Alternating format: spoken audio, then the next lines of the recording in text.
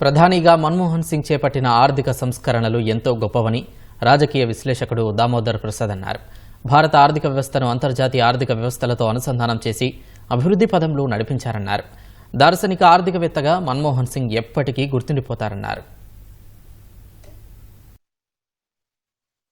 ప్రధానిగా అనేక సంస్కరణలు ఆర్థిక సంస్కరణలు తీసుకొచ్చారు. అంతకుముందే మన్మోహన్ సింగ్ గారు రిజర్వ్ బ్యాంకు గవర్నర్గా కూడా పనిచేశారు. తొలి సిక్కు ప్రధాని కూడా ఆయనే. యూపీఏ ప్రభుత్వ హయాంలో అనేకమైనటువంటి అభ్యుదయ చట్టాలు తీసుకొచ్చారు వాళ్ళు. అంటే ఆదివాసీ హక్కుల చట్టం కావచ్చు, గ్రామీణ ఉపాధి హామీ పథకం చట్టం కావచ్చు, ఈ సమాచార హక్కు అధికారులను ఏర్పాటు చేసి ఒక పారదర్శకమైన పరిపాలన దేశానికి అందించాలా, ప్రజలకు అన్ని విషయాలు తెలియాలి అనేటువంటిది తీసుకొచ్చినట్టు అతి ముఖ్యమైనటువంటి పారదర్శక చట్టము. భారత ఆర్థిక వ్యవస్థ ఆయన సారథ్యంలో 7.7% ఆర్థిక వృద్ధి సాధించినటువంటిది చాలా ఉజ్వలమైన చరిత్ర.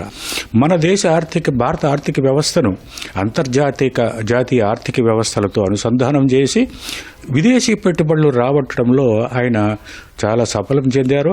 చరిత్రలో భారత ఆర్థిక వ్యవస్థను పునరుత్తేజితం చేసినటువంటి ఒక దార్శనిక ఆర్థికవేత్తగా, భారతదేశ సత్తాను, ఆర్థిక పాఠవాన్ని ప్రపంచానికి చాటిన మేటి ఆర్థిక శాస్త్రవేత్తగా శ్రీ మన్మోహన్ సింగ్ గారు భారత ప్రజలకు సదా గుర్తుంటారు.